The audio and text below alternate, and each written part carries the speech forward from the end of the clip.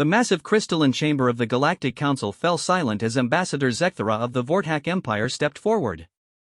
His 6 legs clicked against the polished floor with mechanical precision, while his compound eyes scanned the assembled delegates from across known space. Representatives from over 200 species had gathered for this emergency session, their various forms of communication creating a symphony of clicks, chirps, telepathic whispers, and bioluminescent flashes. At the center of the chamber, suspended in a gravity well, floated the holographic display showing star charts, battle reports, and casualty figures that had shocked the entire galaxy. The numbers were staggering, almost incomprehensible. An entire armada, gone. The Vortak Third Fleet, pride of their military might, had simply vanished. Honored delegates, Zekthera began, his voice carrying through the universal translators with a tremor that betrayed his usual composure. What I am about to report will challenge everything we thought we knew about the Outer Rim territories. The chamber stirred uneasily. The Vortak Empire had dominated this sector of space for over 3 millennia. Their military technology was considered among the most advanced in the galaxy, second only to the ancient Ethereal Collective. Their ships were legendary for their impenetrable shields and devastating plasma cannons. The idea that any force could challenge them, let alone destroy an entire fleet, seemed impossible. Council Speaker Mordun, an ancient being whose species had evolved beyond physical form, projected his consciousness into the chamber. His presence manifested as shifting patterns of light that hurt to look at directly. Ambassador Zekthera, your initial report spoke of a first contact scenario gone wrong. Please elaborate. Zekthera's mandibles clicked nervously as he activated his personal data pad. The holographic display shifted, showing a small blue-green planet orbiting a yellow star. This system was designated as Sector 7739 Delta in our expansion surveys. Long-range scans indicated a Class M world with primitive life forms. Our xenobiologists detected signs of early civilization, tool use, basic agriculture. Nothing that suggested spacefaring capability. A ripple of understanding passed through the assembly. First contact protocols were well established throughout the galaxy. Primitive species were either left alone to develop naturally, or if their world contained valuable resources, they were relocated to preserve the balance of galactic civilization. The Vortak, however, had never been known for their adherence to such diplomatic niceties. The planet showed significant deposits of rare earth minerals, Zekthera continued, his voice becoming more defensive. Particularly concentrated veins of trilithium and quantum crystals. Our economists calculated the value at approximately 47 trillion galactic credits. The Empire deemed the resources too valuable to ignore. Council Speaker Mordun's light pattern shifted to what those familiar with his species recognized as disapproval. I assume standard relocation protocols were followed? The silence that followed was answer enough. Several delegates began agitated discussions among themselves. The Altarian representative, a graceful being with wings that shimmered like oil, stood and spoke in harmonious tones that the translators rendered as severe criticism. Honored Council, we have heard rumors from the outer systems. Stories of the Vortak Empire engaging in aggressive expansion without proper council oversight. If these rumors prove true, the details of our expansion policies are not the subject of this emergency session, Zekthera interrupted, his voice rising to an aggressive buzz that caused several smaller species to recoil. What matters is the unprecedented threat we now face. He gestured, and the display changed again, showing massive ships emerging from hyperspace around the small blue world. The vessels were elegant in their design, with sleek hulls and advanced propulsion systems that even the Council's best engineers would admire. But there was something unmistakably alien about their construction, something that spoke of entirely different technological development paths. Fleet Admiral Gregstar commanded our standard first contact force.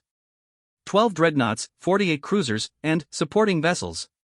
Total crew complement of approximately 200,000 of our finest warriors. Zekthera's voice carried a note of pride that seemed increasingly hollow as he spoke. The Admiral's orders were to establish orbital superiority, begin resource extraction operations, and relocate the native population to suitable worlds within our territory. The display showed the Vortak fleet taking positions around the planet. Their ships were massive, bristling with weapons that could crack continents and shields powerful enough to withstand stellar radiation. Against a primitive world with no apparent space technology, it should have been a routine operation. Initial scans showed the natives had detected our arrival, Zekthera continued. This was expected. Even primitive species usually notice when starships appear in their sky. We detected increased electromagnetic activity from their surface installations, consistent with emergency communications and mobilization of their military forces. Several delegates chuckled at this. The idea of a primitive ground-based military posing any threat to a spaceborne fleet was absurd by galactic standards. Even the most advanced planetary defense systems were barely capable of inconveniencing modern starships. Fleet Admiral Grextar followed standard protocols. He transmitted a message to the planet's surface, informing them of the Empire's claim to their world and offering safe relocation to preserve their species. The response was unexpected. The holographic display shifted to show communications logs. The alien script was incomprehensible to most of the assembled delegates, but the translation appeared beneath it in galactic standard text. The message was brief and, to most of those present, seemed almost comically inadequate. This is General Patricia Morrison of the United Earth Defense Force. You have entered Earth space without authorization and are threatening our world. You have exactly 1 hour to withdraw your forces beyond the orbital limit of our outer planets, or we will consider your presence an act of war. The chamber erupted in a mixture of amusement and disbelief. The concept of a primitive world issuing ultimatums to a galactic superpower was beyond most delegates' comprehension. Several species that communicated through bioluminescence flickered in patterns that the translators interpreted as laughter. Zekthera waited for the commotion to die down before continuing. Fleet Admiral Grextar was equally amused by this response. He ordered the standard demonstration of power to convince the natives of the futility of resistance. The display showed one of the Vorthak dreadnoughts charging its main plasma cannon and targeting what appeared to be an uninhabited region of the planet's largest continent. It was a standard intimidation tactic, designed to show primitive species the awesome power at the Empire's disposal without actually harming civilian populations. The demonstration shot was fired at precisely 14:32 Galactic Standard Time, Zekthera reported, his voice now carrying an undertone of confusion. The plasma beam should have vaporized approximately 50 square kilometers of terrain and created a crater visible from orbit. The display showed the brilliant lance of energy descending toward the planet's surface. Then, impossibly, it simply disappeared. Not absorbed, not deflected, but completely neutralized as if it had never existed at all. Our sensor operators initially assumed equipment malfunction, Zekthera continued, his compound eyes now focused on the floor rather than the assembly. Admiral Grextar ordered a full power shot from the dreadnought's primary battery. The result was identical. The chamber had grown completely silent now. Even species that communicated through constant background noise had stopped their chatter. The implications of what they were hearing began to sink in. It was then that we detected the launch signatures from the planet's surface, Zekthera said quietly. 47 objects, each approximately 12 meters in length, accelerating at impossible speeds toward our fleet positions.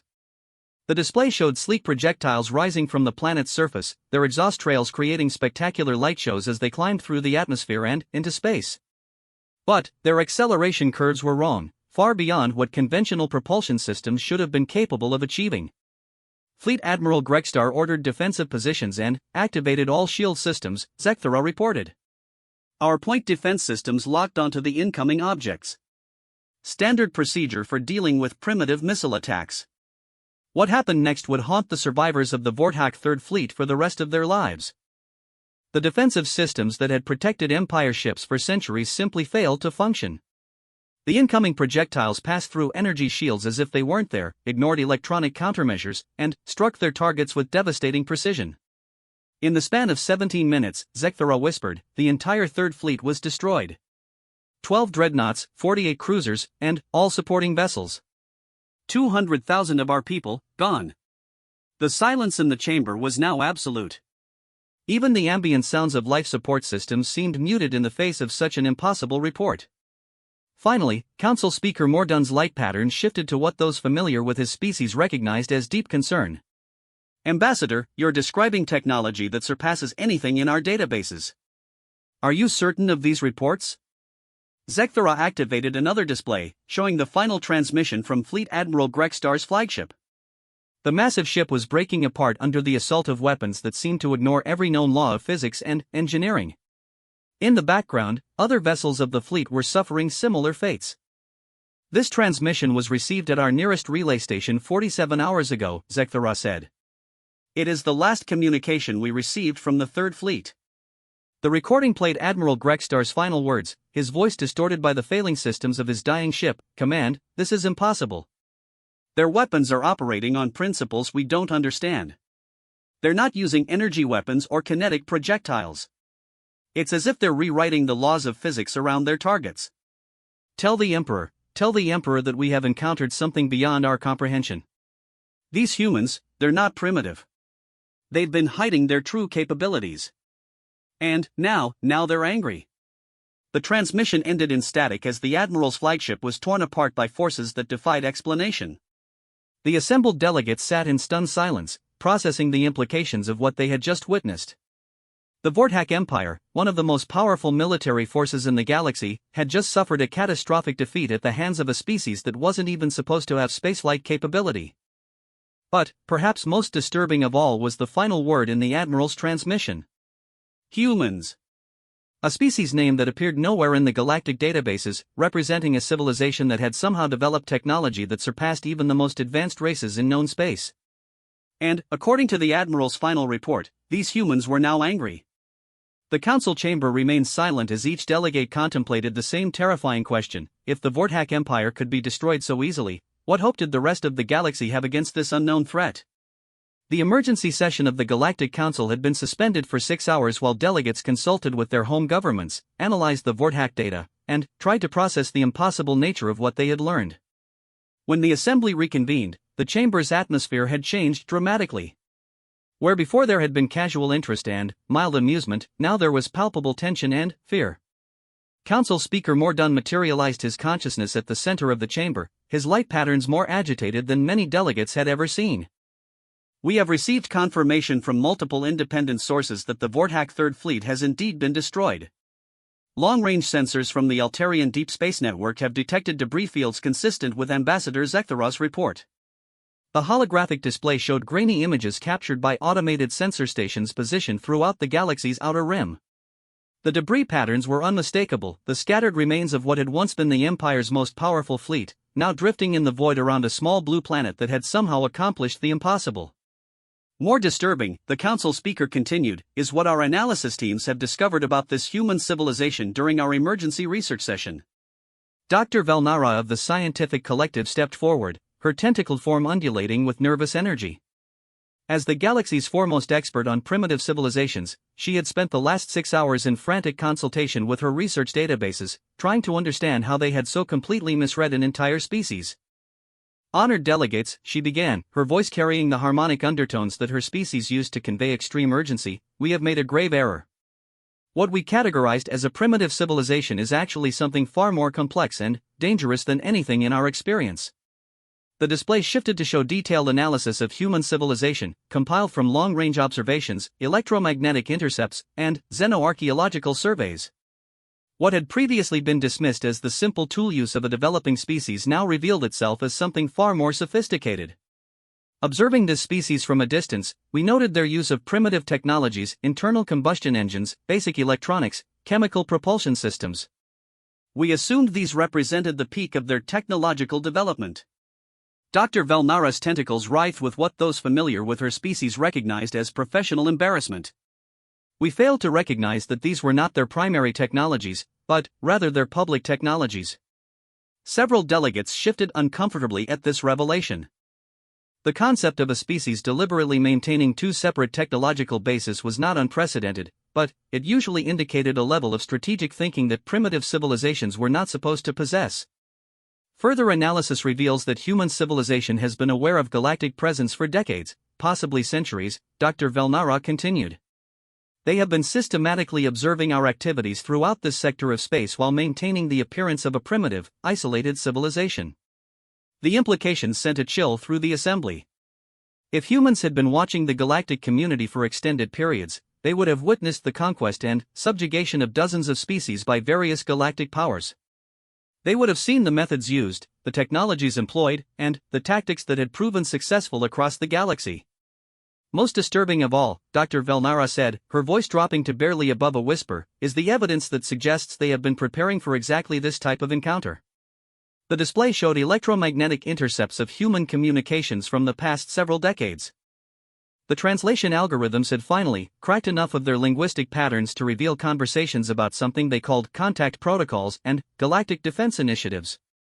References to underground installations, hidden weapons systems, and something called Project Guardian appeared throughout their communications networks. Ambassador Zekthara, who had remained silent during the scientific presentation, finally spoke. "You're suggesting that this species has been preparing to fight us for decades? That their entire civilization has been focused on resisting galactic contact?" "Not resisting contact," Dr. Velnara corrected, her tentacles now moving in patterns that conveyed deep concern. "Preparing to win a war against us. There is a significant difference." The distinction was not lost on the assembled delegates. Resistance implied desperation, a last-ditch effort by a weaker party to avoid inevitable defeat. Preparation to win a war suggested confidence, planning, and capabilities that went far beyond what any primitive species should possess. "Our linguistic analysis teams have made progress in understanding their military communications during the engagement with the Vorthak fleet," Dr. Velnara continued. "What we initially interpreted as panic and confusion was actually precise coordination between multiple command structures using protocols that had clearly been rehearsed extensively." The display showed communication intercepts from the moment the Vorthak fleet had appeared in human space. Rather than the chaotic emergency responses expected from a primitive civilization, the communication showed disciplined military units following predetermined plans with machine-like efficiency. General Morrison's message to the Vorthak fleet was not a desperate bluff, Dr. Velnara explained. "Our analysis indicates it was a formal declaration of war, delivered according to human military protocol.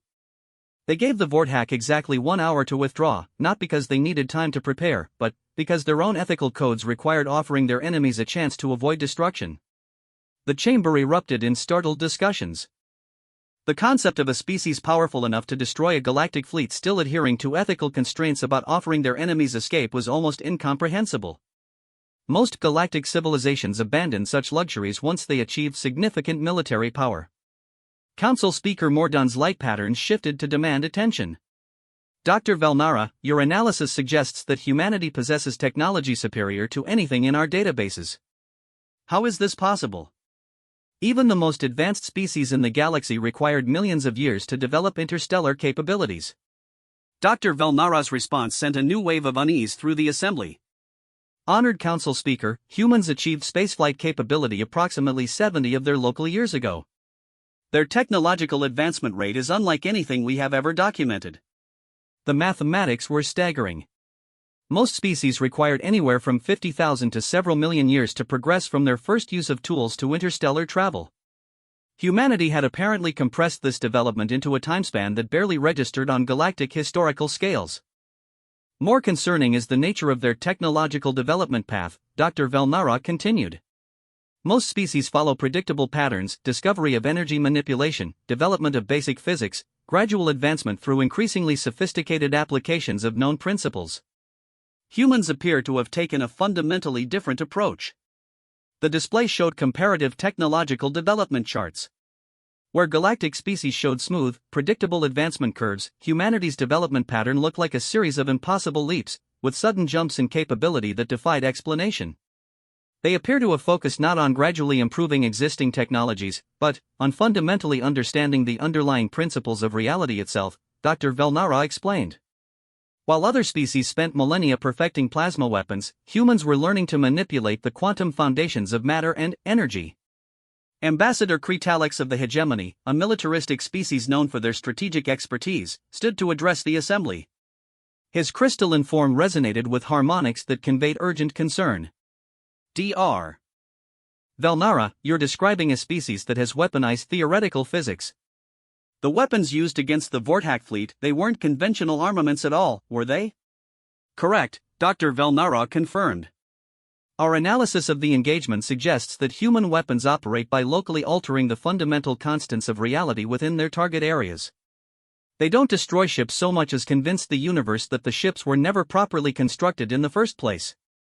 The silence that followed this revelation was profound. The assembled delegates were trying to process the implications of weapons that could rewrite the laws of physics on demand.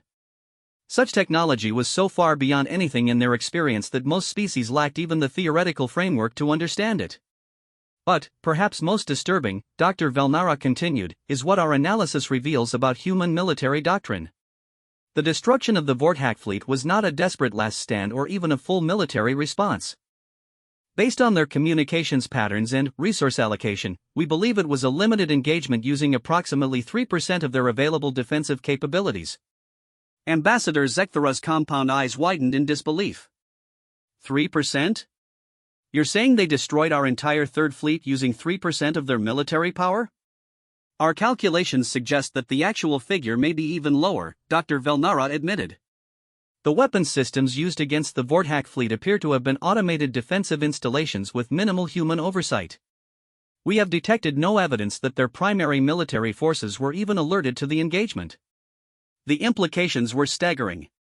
If humanity could casually destroy one of the galaxy's most powerful fleets using only automated defense systems, their actual military capabilities were beyond imagination. Furthermore, Dr. Velnara continued, our analysis of their post-engagement communications suggests they view the entire incident as a minor border skirmish.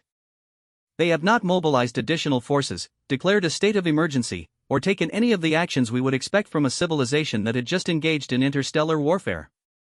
Council Speaker Mordun's light patterns shifted to what experienced observers recognized as deep alarm.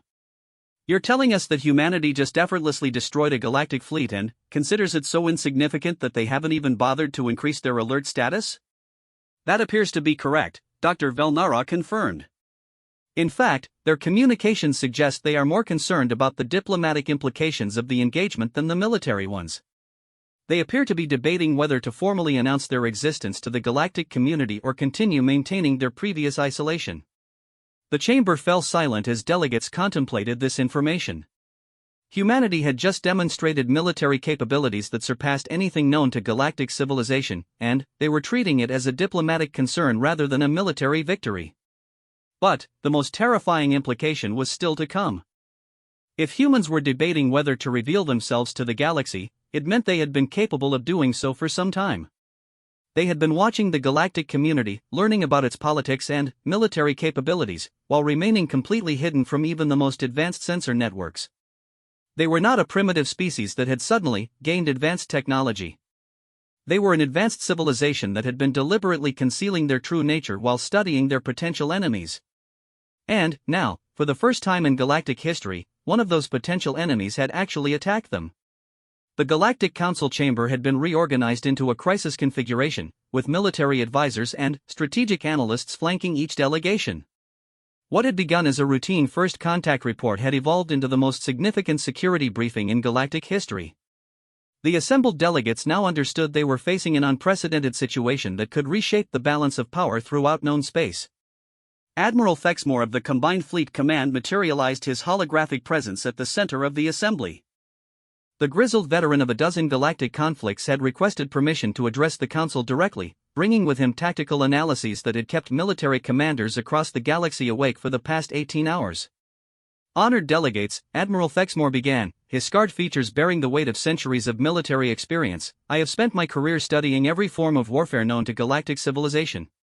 What the humans demonstrated against the Vorthak fleet represents a fundamental shift in the nature of interstellar conflict. The holographic display shifted to show detailed tactical breakdowns of the engagement, with precise timing analyses and weapon trajectory plots that revealed the true scope of human military capabilities. The data painted a picture that was even more disturbing than the initial reports had suggested. The destruction of the Vorthak Third Fleet was accomplished in exactly 17 minutes and 34 seconds, Admiral Fexmore reported. This timeframe included the deployment of human weapons, their travel time to target, and the complete neutralization of all hostile vessels. For comparison, our own wargames suggest that a similar engagement against the same Vorthak force would require a minimum of 6 hours using conventional galactic military doctrine. Several delegates shifted uncomfortably as the implications became clear. Not only had humanity defeated a galactic superpower, but they had done so with an efficiency that surpassed the military capabilities of the entire combined fleet. More concerning is the precision of the human attack, Admiral Fexmore continued. Analysis of the debris pattern shows that each Vorthak vessel was struck by exactly the minimum number of projectiles necessary to ensure destruction. There was no wasted ammunition, no redundant strikes, no tactical errors. This suggests a level of targeting precision and tactical coordination that exceeds anything in our databases. The display showed overlay patterns comparing human targeting accuracy with the best military forces in the galaxy. The difference was so stark that several delegates initially assumed the data must be corrupted. Furthermore, the Admiral continued, our analysis indicates that the human weapons achieved target lock and firing solutions before the Vortak fleet had even completed their arrival maneuvers. This suggests that human defensive systems had identified, catalogued, and developed firing solutions for every ship in the fleet within seconds of their emergence from hyperspace. Ambassador Kretalix of the Hegemony leaned forward, his crystalline form resonating with tactical concern. Admiral, you're describing reaction times that would require precognitive abilities. No known species possesses sensor systems capable of such rapid threat assessment. That's precisely the point, Admiral Thexmore replied grimly. Human defensive capabilities operate according to principles we don't understand. Their sensors detected and analyzed the Vortak fleet faster than our best systems could even register the hyperspace emergence signatures. The Chamber's attention turned to Dr. Zyantara, the galaxy's leading expert on theoretical physics and exotic technologies. Her species had evolved beyond the need for physical form millions of years ago, existing as pure consciousness within specially designed containment matrices. Her insights into advanced physics had guided galactic technological development for millennia. The weapons used against the Vortak fleet operate on principles that challenge our fundamental understanding of reality, Dr. Zyantara communicated through the Chamber's psionic interfaces. Our analysis suggests that humans have achieved practical manipulation of what we call the quantum substrate, the underlying mathematical structure that defines physical existence. The implications of this statement sent ripples of shock through the assembly. Quantum substrate manipulation was theoretical even among the most advanced galactic civilizations, considered more philosophy than practical science. The projectiles that destroyed the Vortak vessels were not conventional weapons in any sense, Dr. Zyantara continued. They appear to have been localized alterations in the probability matrices that govern physical law. In simple terms, they convinced the universe that the targeted vessels had never been properly constructed and, therefore, could not continue to exist. Ambassador Zekthara's compound eyes widened in disbelief. You're saying humans can rewrite the laws of physics at will? Not rewrite, Dr. Zyantara corrected. They appear to have developed technology that can locally adjust the fundamental constants that govern physical reality. Within the area of effect, their weapons can alter things like the strong nuclear force, electromagnetic interactions, or even the speed of light itself. The chamber fell silent as delegates tried to process the concept of weaponized physics. The idea that a species could casually manipulate the basic forces that held matter together was beyond most of their comprehension. But, this raises an even more disturbing question, Dr. Zyantara continued. If humans possess this level of technological sophistication, why have they remained hidden from galactic civilization? Species with such capabilities typically become dominant forces in galactic politics within decades of their emergence. The answer came from an unexpected source. Diplomat Shelvara of the Peaceful Accord, a species known for their philosophical approach to interstellar relations, had been quietly consulting with her consciousness collective throughout the session. Her people's unique ability to perceive patterns in civilization development had led to insights that purely military or scientific analyses had missed. Honored delegates, Diplomat Shelvara began, her melodious voice carrying undertones of deep concern. My collective has been analyzing human civilization from a sociological perspective. What we have discovered suggests that their isolation has been entirely deliberate, based on careful observation of galactic civilization's treatment of less advanced species. The display shifted to show a timeline of galactic expansion over the past millennium, with particular emphasis on first contact scenarios and their outcomes. The pattern was unmistakable. In virtually every case where a galactic civilization encountered a less advanced species, the result was conquest, subjugation, or forced relocation. Humans have been watching us for decades, Diplomat Shelvara continued. They have observed our expansion patterns, studied our military tactics, and analyzed our diplomatic protocols. From their perspective, galactic civilization is not a community to be joined, but a threat to be defended against. The implications were staggering. Humanity had not been preparing for first contact, they had been preparing for invasion. Our analysis of their communications during the past century reveals consistent references to what they call the galactic threat, Diplomat Shelvara explained. They have been systematically preparing their civilization for eventual contact with what they perceive as an aggressive, expansionist enemy. Ambassador Zekthara's voice carried a note of indignation. But, we follow established protocols for primitive species. We offer relocation, preservation of culture, integration into galactic society. Integration as what? Diplomat Shelvara interrupted gently. As client species? Subordinate civilizations? Second-class citizens in an empire they had no voice in creating? The chamber stirred uneasily as delegates were forced to confront the reality of their own expansion policies. While galactic civilization prided itself on being more enlightened than simple conquest, the practical result was often the same: less advanced species lost their independence and sovereignty. From the human perspective, Diplomat Shelvara continued, the Vorthak attack was not a first contact scenario gone wrong. It was the opening move of an attempted invasion by a hostile alien empire. Their response was proportionate to what they perceived as an existential threat to their civilization. Admiral Thexmore's scarred features showed grudging respect. They were right to prepare for war. The Vorthak Empire had no intention of respecting human sovereignty. Standard Empire doctrine would have strip-mined their world and relocated the survivors to labor colonies. Which raises the crucial question, Council Speaker Mordun interjected, his light patterns conveying urgent concern, what do humans intend to do now? They have demonstrated they possess the capability to defend themselves against galactic military forces. But defense and offense often use the same technologies. The question hung in the air like a toxic cloud. If humanity could casually destroy a galactic fleet in defensive action, their offensive capabilities were likely even more devastating. The balance of power that had maintained stability throughout known space for millennia had just been fundamentally disrupted. Our intelligence networks have detected unusual activity throughout human space, Admiral Thexmore reported grimly. Deep space sensors are picking up massive energy signatures from previously undetected installations throughout their solar system. It appears they are powering up systems that we didn't even know existed. The display showed sensor readings from the Sol system over the past 48 hours. What had appeared to be empty space was revealing itself to contain massive artificial structures that had somehow remained completely invisible to galactic sensors. Stations the size of small moons were coming online, their energy outputs dwarfing anything in galactic databases. More disturbing, Admiral Thexmore continued, is that we're detecting similar energy signatures from installations throughout the local galactic arm. Humans appear to have established hidden outposts in dozens of star systems, all of which are now activating simultaneously. The implications sent a chill through every delegate in the chamber. Humanity had not simply been hiding on one world, they had been secretly expanding throughout local space while maintaining the appearance of a primitive, isolated civilization. The strategic implications are clear, Admiral Thexmore concluded. Humanity has been preparing not just to defend their homeworld, but to project power throughout this entire sector of the galaxy.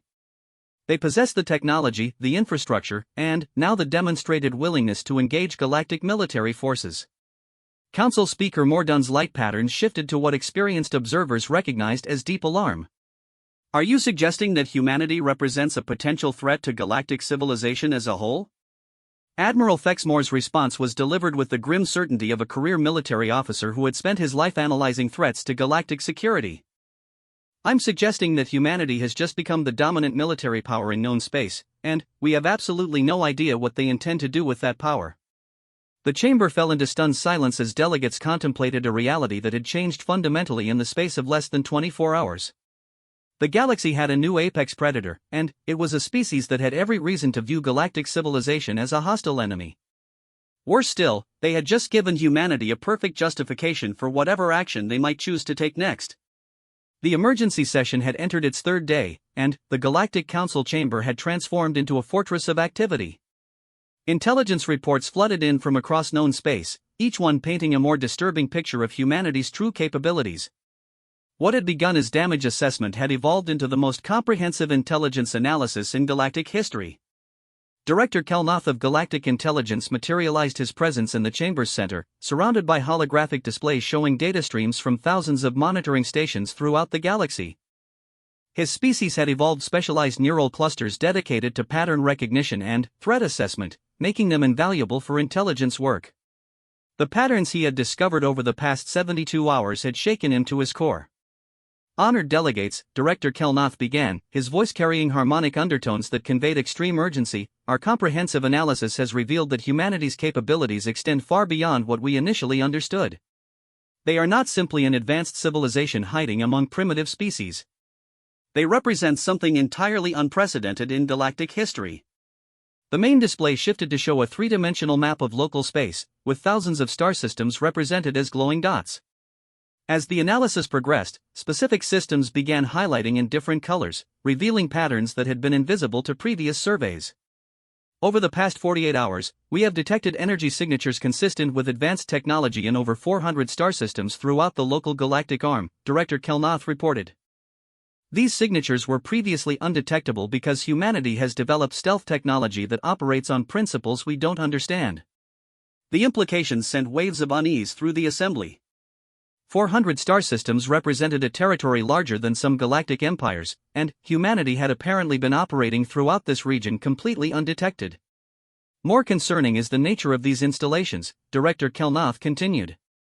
Our analysis suggests they are not simply observation posts or research stations. They appear to be fully operational industrial and military facilities, some of which have been active for decades. Ambassador Zekthara's compound eyes focused intently on the display. Director, you're describing a shadow empire that has been operating under our noses for years. How is such concealment possible? That question brings us to perhaps the most disturbing aspect of our investigation, Director Kelnath replied. Humanity appears to have achieved complete mastery over what we call information warfare.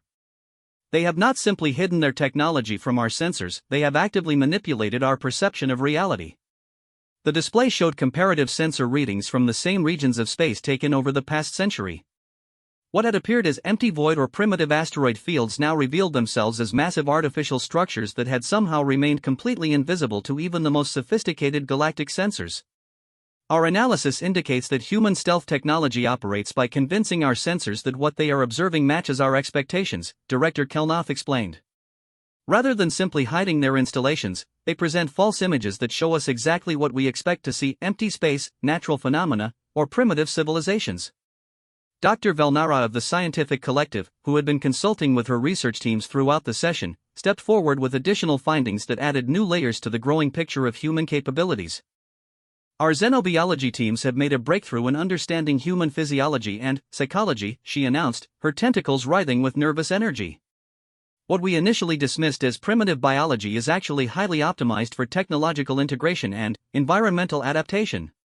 The display shifted to show detailed analyses of human biological systems, comparing them with known galactic species. The differences were startling, particularly in areas related to neural processing and technological interface capabilities. Human neural architecture is unlike anything in our databases, Dr. Velnara continued. They possess redundant processing systems that allow for simultaneous conscious and subconscious problem solving, combined with pattern recognition capabilities that exceed our most advanced artificial intelligence systems. Several delegates exchanged concerned glances as the implications became clear. If humans possessed natural cognitive abilities that surpassed galactic AI systems, their technological development potential was virtually unlimited. Furthermore, Dr. Velnara added, their psychological profiles suggest a species that has evolved specifically for technological warfare and strategic deception. They demonstrate natural aptitudes for long-term planning, technological innovation, and coordinated deception that are unmatched in galactic civilization. Ambassador Kretalix of the Hegemony rose to address the assembly, his crystalline form resonating with military urgency. Dr. Velnara, you're describing a species that has evolved to be natural enemies of galactic civilization. Are we looking at a threat that was specifically designed to counter our advantages? Before Dr. Velnara could respond, the chamber's communication systems activated with an urgent priority signal. The holographic displays flickered and were replaced by an incoming transmission marker that sent immediate alarm through every delegate present. Honored delegates, the chamber's AI announced in carefully neutral tones, we are receiving a transmission from Sol System. The source identifies itself as the United Earth Government. The silence that followed was absolute. After days of analyzing humanity from a distance, they were about to experience direct contact with the species that had become the center of galactic attention. Council Speaker Mordon's light pattern shifted to convey formal diplomatic protocol. Display the transmission. The holographic projectors activated, and, for the first time in galactic history, a human appeared before the assembled representatives of known space. General Patricia Morrison stood in what appeared to be a military command center, her uniform bearing insignia that suggested high rank in whatever command structure governed human military forces. Members of the Galactic Council, General Morrison began, her voice carrying through the universal translators with crisp military precision. I am General Patricia Morrison, Supreme Commander of the United Earth Defense Force. I believe you have been discussing recent events in our solar system. The casual confidence in her voice was almost as unsettling as the implications of her words. She spoke as an equal addressing peers, not as a primitive species making first contact with advanced galactic civilization. 48 hours ago, an unidentified military force entered our space without authorization, ignored our warnings, and opened fire on our planet, General Morrison continued. In accordance with our defensive protocols, we eliminated the hostile force and secured our territorial boundaries. Ambassador Zekthara found his voice first. General Morrison, I am Ambassador Zekthara of the Vorthak Empire. The force you destroyed was conducting a standard first contact operation according to established galactic protocols. General Morrison's expression didn't change, but something in her eyes suggested she found this explanation less than convincing. Ambassador, our analysis of your first contact operation indicates that your forces arrived with weapons powered, shields raised, and targeting systems locked on population centers.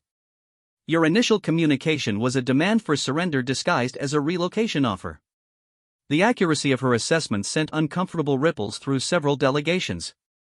Humans had apparently understood the true nature of the Vorthak operation with disturbing clarity.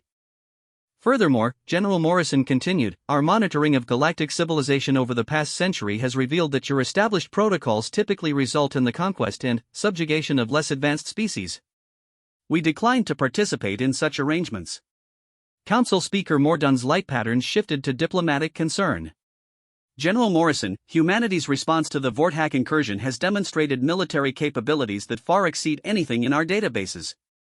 The Galactic Council is naturally concerned about the implications for interstellar stability. General Morrison's smile was both diplomatic and, somehow, predatory. Council Speaker Mordun, humanity has been monitoring galactic civilization's expansion patterns for over 60 years. We have observed your treatment of species classified as primitive or pre-spaceflight. We made the strategic decision to develop our capabilities in secret rather than risk becoming another client species in someone else's empire. The blunt honesty of her statement sent shockwaves through the assembly. Humanity had been deliberately preparing for conflict with galactic civilization for decades, based on careful observation of their expansion policies. Our technological development has been focused specifically on defending against the military and political systems we observed in galactic civilization, General Morrison continued.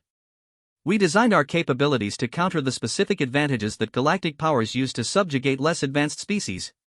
Admiral Thexmore leaned forward, his military instincts recognizing a strategic mastermind.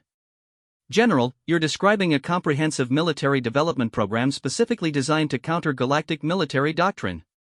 This suggests planning on an unprecedented scale.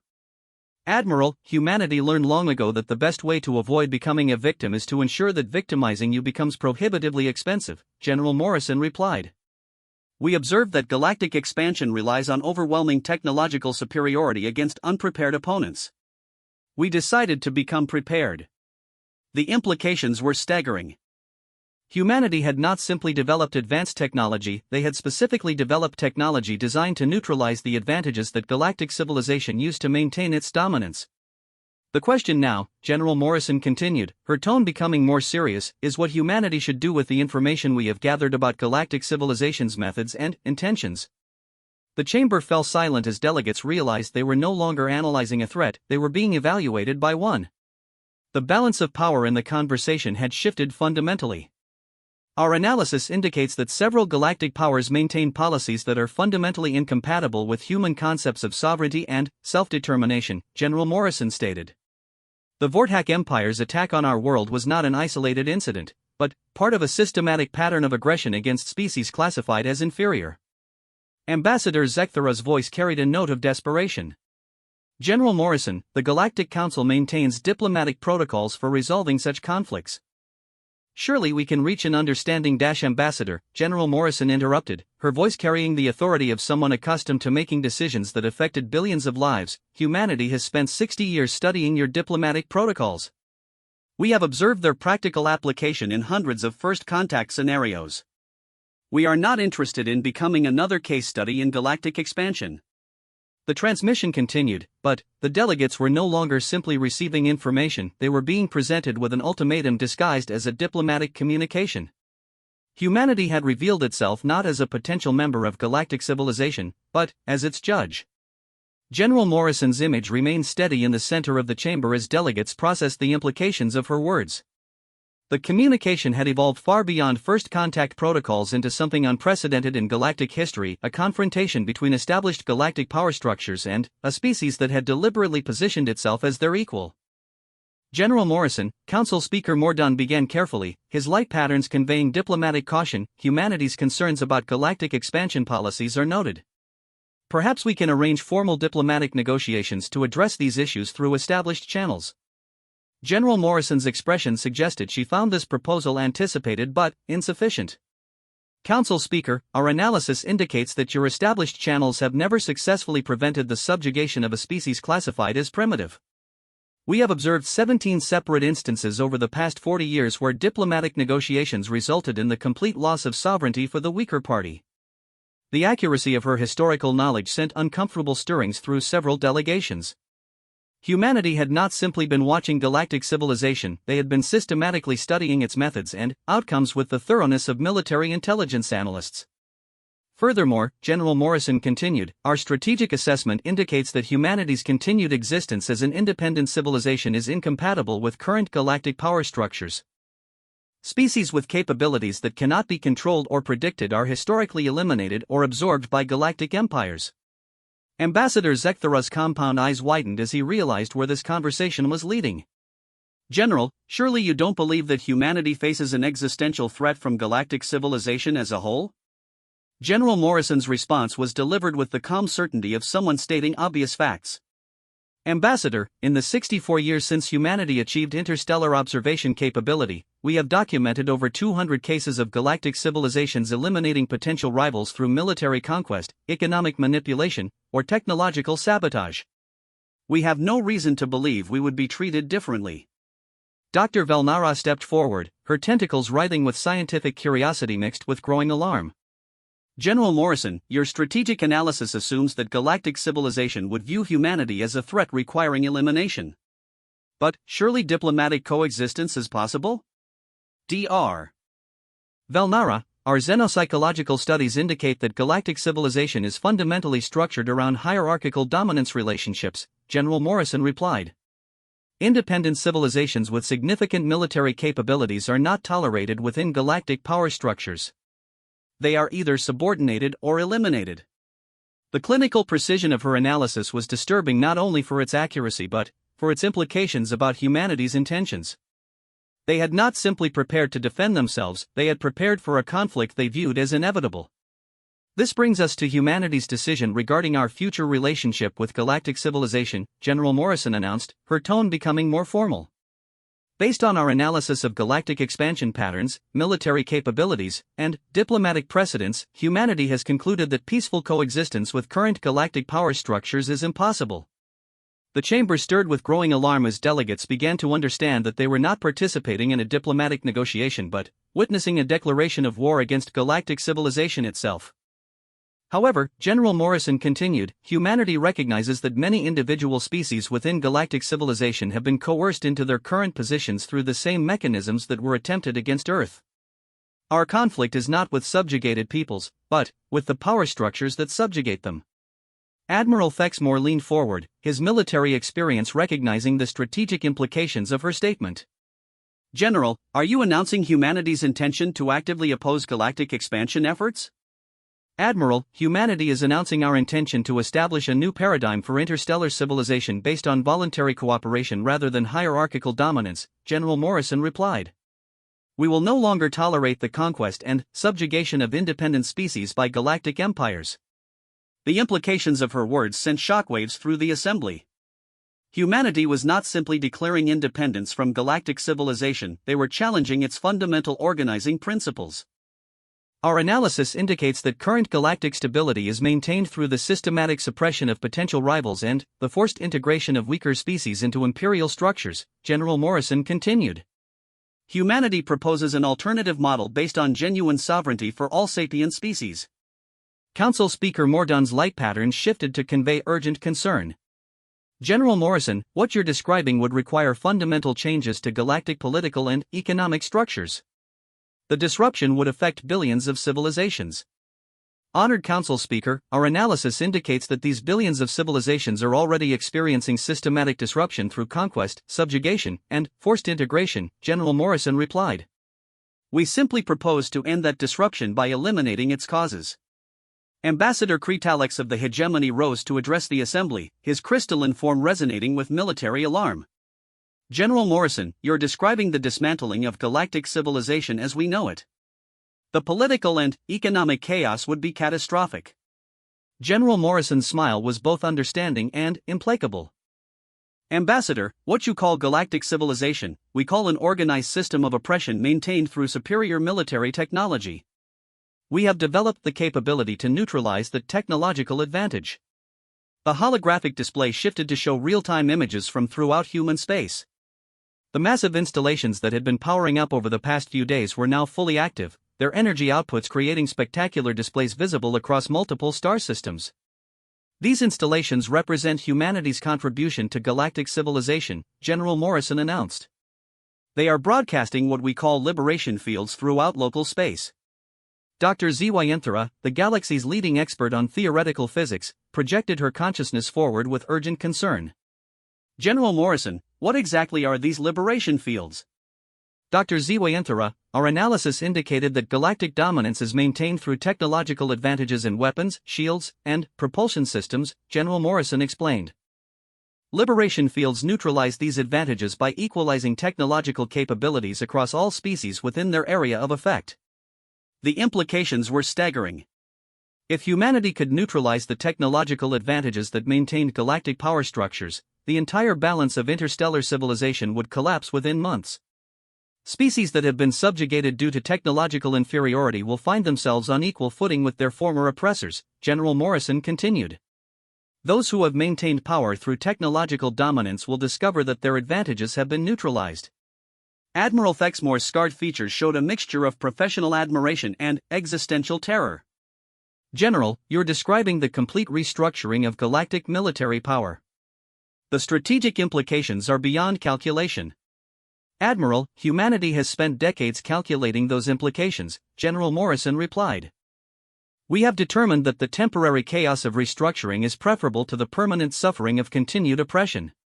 The chamber erupted in agitated discussions as delegates began to understand that humanity had not simply developed superior military technology, they had developed the capability to fundamentally alter the technological landscape of galactic civilization. The liberation fields are currently active in over 400 star systems and expanding at approximately 1 light-year per day, General Morrison announced over the chaos. Within 6 months, they will encompass the entire local galactic arm. Council Speaker Mordaunt's light patterns shifted to emergency protocols. General Morrison, surely humanity is willing to negotiate regarding the scope and timeline of these changes? General Morrison's expression became more serious, carrying the weight of decisions that would affect the future of galactic civilization. Council Speaker, humanity spent 60 years attempting to find alternatives to this course of action. We analyzed every possible approach to achieving peaceful coexistence with galactic civilization. Every scenario that left current power structures intact resulted in humanity's eventual subjugation or elimination. The finality of her statement sent a chill through every delegate in the chamber. This was not a negotiation or an ultimatum, it was an announcement of humanity's unilateral decision to reshape galactic civilization according to their own vision. However, General Morrison continued, humanity recognizes that many species within galactic civilization are innocent victims of imperial expansion. We are prepared to assist in the transition to a more equitable interstellar community. Ambassador Zekthara found his voice, though it carried the tremor of a being whose entire worldview had been fundamentally challenged. General Morrison, what you're proposing will result in the collapse of governments, economic systems, and social structures throughout the galaxy. The consequences are unpredictable. General Morrison's final words carried the weight of a species that had made its decision and would not be deterred from implementing it. Ambassador, the consequences of maintaining the current system are entirely predictable, continued conquest, subjugation, and suffering for billions of beings throughout the galaxy. Humanity has decided that unpredictable change is preferable to predictable oppression. The transmission ended, leaving the Galactic Council chamber in stunned silence. For the first time in galactic history, a single species had announced its intention to unilaterally reshape interstellar civilization according to its own moral principles. And they possessed the technology to make their vision reality. The age of galactic empires was ending, whether the galaxy was prepared for it or not. Humanity had looked at the existing order, found it unacceptable, and decided to replace it with something better. The question now was whether the rest of the galaxy would adapt to the new paradigm or be swept aside by the species that had chosen to become the guardians of galactic freedom. The humans had spoken, and the universe would never be the same.